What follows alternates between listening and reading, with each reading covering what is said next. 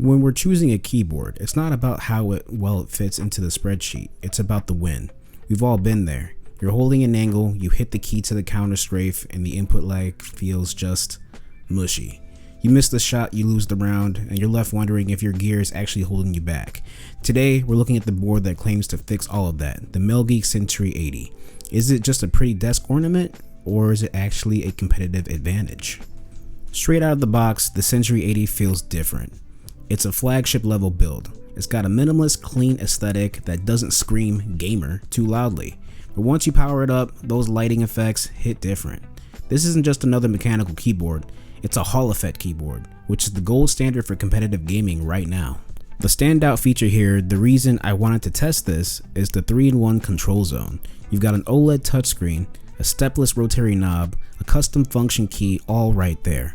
Most boards make you tab out to change volume or lighting. Here, I can do it mid-game. I can check status info on the fly, adjust my volume with a flick of the dial, or map my most used macros to those keys. It's about keeping my hands in the zone without the overhead of switching windows. Guys, so you need Google Chrome if you're using a Mac to customize your Centauri 80 keyboard. Once it's plugged in, you just click on it and it will redirect to the last page you visit. But here's the first page you pop up on.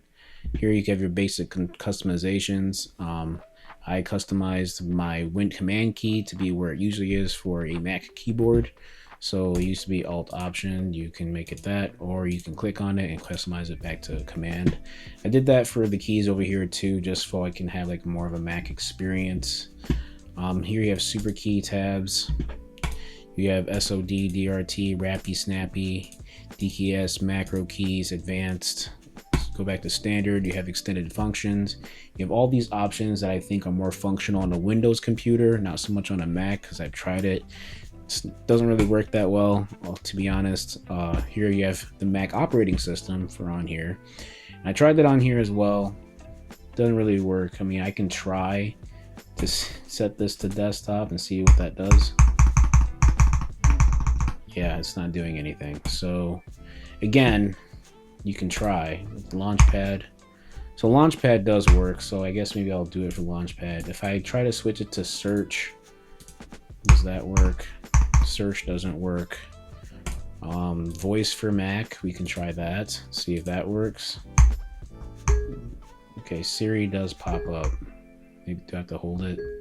Siri does pop up, but the only thing that really functions is, all right, that functions. That's cool. So that works. All right, maybe I'll keep that. Maybe we'll keep the desktop for Mac or Launchpad. Maybe desktop for Mac. So that works. The other functions on here that I hope would work are such as, where is it? Lock key. So lock key doesn't really work. I'd like for this to sleep, but it doesn't work.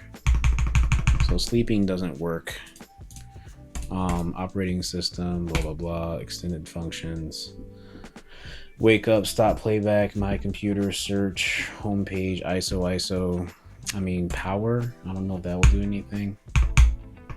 Yeah, so these keys don't really do anything for me, essentially. So, but you can customize it how you want. I'm just gonna leave it the way it is. Put it back to, I guess home. I don't know. Delete key. It was a delete key. Go back to delete. Just leave that the way it is. All right, moving forward. Again, you have mouse lighting, all that. Built-in lighting. Here you could control the lighting. You can customize it. Go to the regular effects, rear and side. You can sync them together.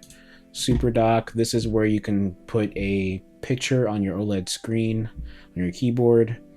However, on maybe it's a Mac thing, I don't know. You can't see the preview, but you can upload up to 2 megabytes of a JPEG, PNG, or even GIFs on here, which would be kind of cool. And I have this orange button, action button, defaulted to just opening the Hive interface for firmware updates and all that jazz.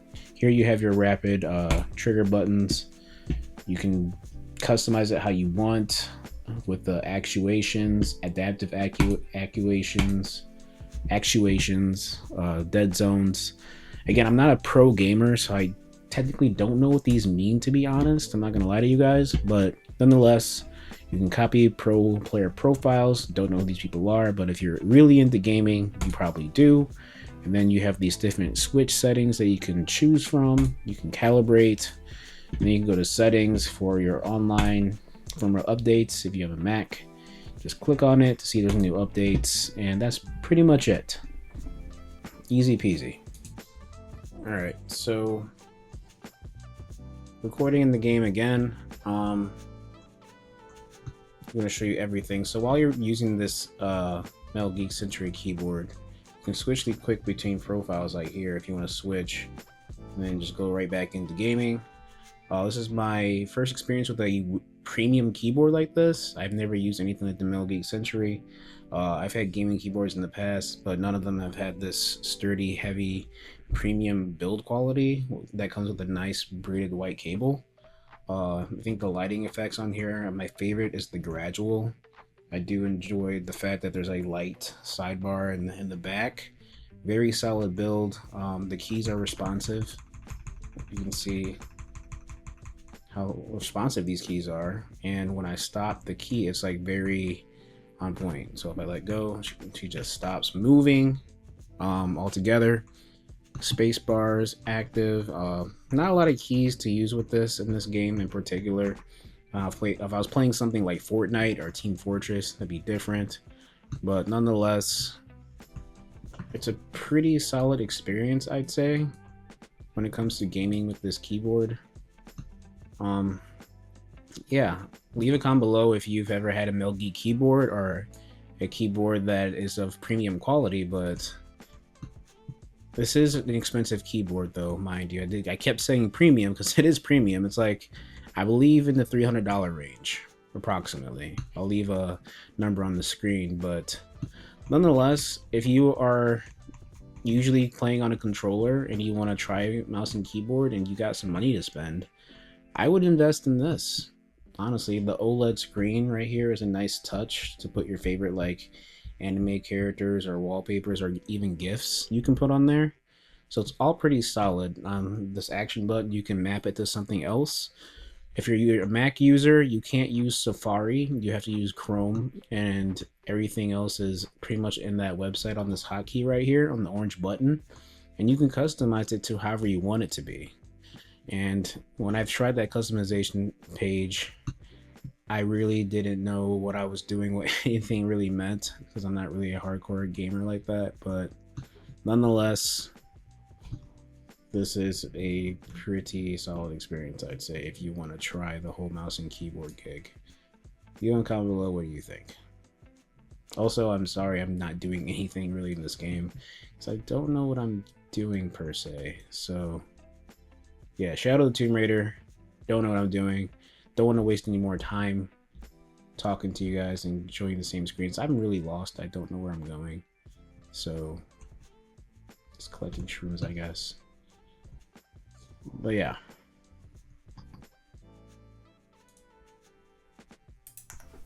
Alright, so what are my final thoughts on this? My final thoughts are that from someone who doesn't use a gaming keyboard and prefers the controller, this is intriguing, and honestly it might make me want to try the keyboard some more just because of how great it feels, right? It's very premium, the build quality is great, the buttons are very functional, tactile, and very responsive.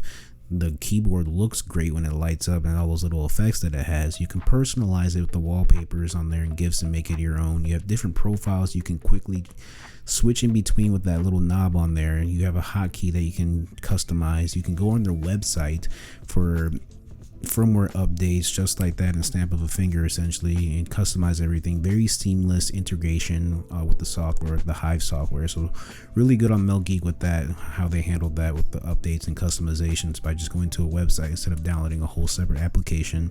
All that is fantastic, and for someone who, again, like I mentioned, is very novice to this, I wouldn't mind trying out a gaming keyboard when it comes to gaming on FPS games, or even something as simple as Shadow of the Tomb Raider like I just showed you before on there.